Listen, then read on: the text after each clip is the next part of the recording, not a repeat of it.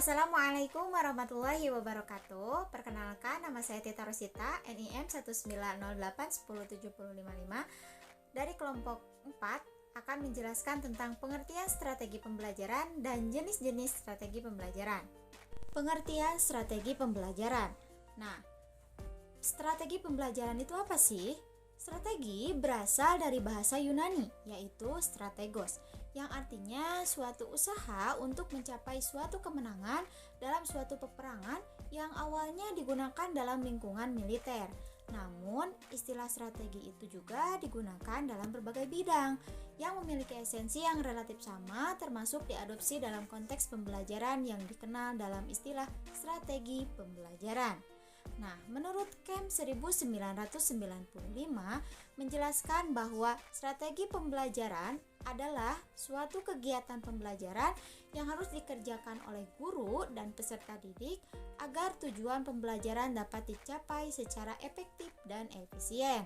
Sementara itu, menurut Dick and Carey berpendapat bahwa strategi pembelajaran adalah suatu set materi dan prosedur pembelajaran yang digunakan bersama-sama untuk menimbulkan hasil belajar siswa atau peserta didik.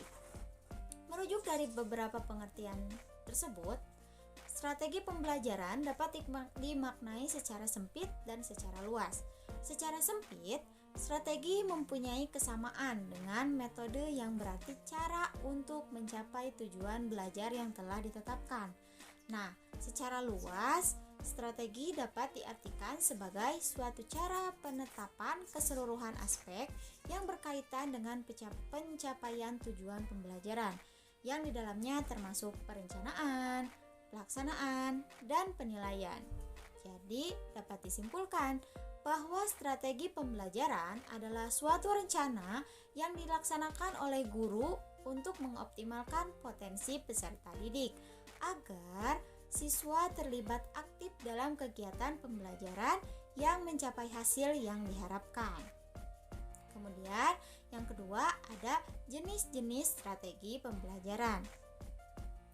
Yang pertama yaitu ada strategi pembelajaran ekspositori.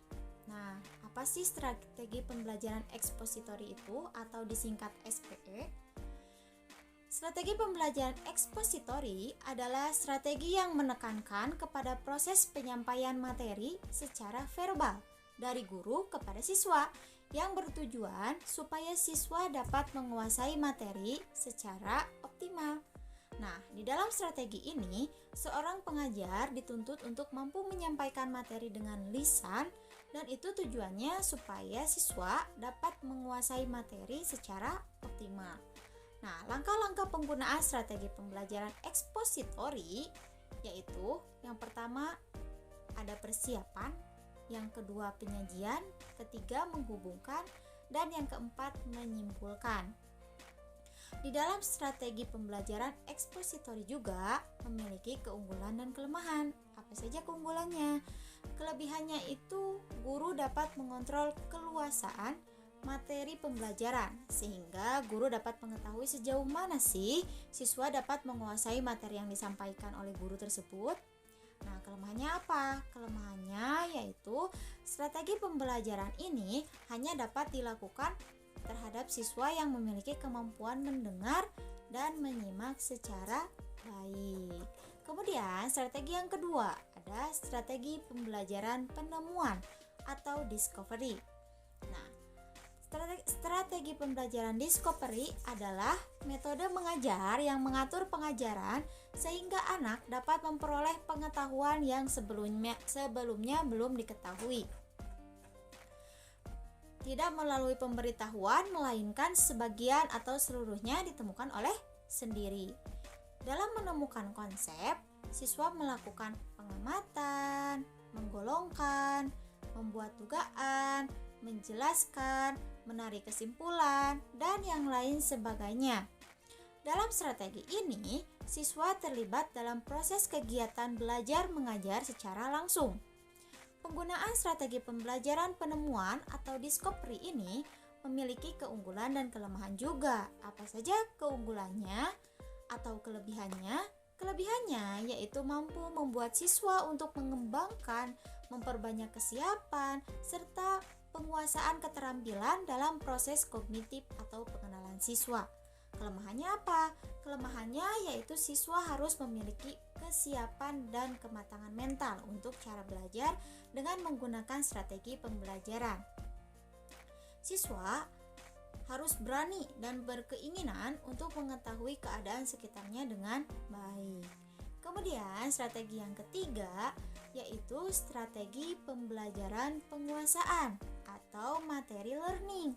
Apa sih strategi materi learning itu? Strategi pembelajaran penguasaan dapat juga disebut belajar tuntas.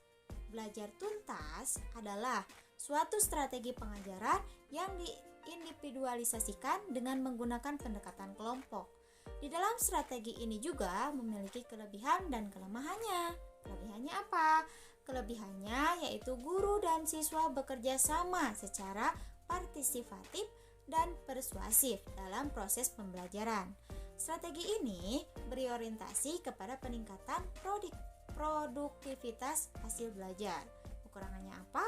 Dan kekurangannya yaitu guru mengalami kesulitan dalam membuat perencanaan belajar tuntas karena harus dibuat dalam jangka 1 semester dan penyusunan satuan-satuan pelajaran yang lengkap dan menyeluruh serta membutuhkan berbagai macam fasilitas, harus mempunyai perlengkapan, alat, dana, dan waktu yang cukup besar. Nah, itulah yang dapat saya jelaskan tentang pengertian strategi pembelajaran dan jenis-jenis strategi pembelajaran. Semoga bermanfaat. Mohon maaf apabila banyak kesalahan. Terima kasih atas perhatiannya. Wassalamualaikum warahmatullahi wabarakatuh.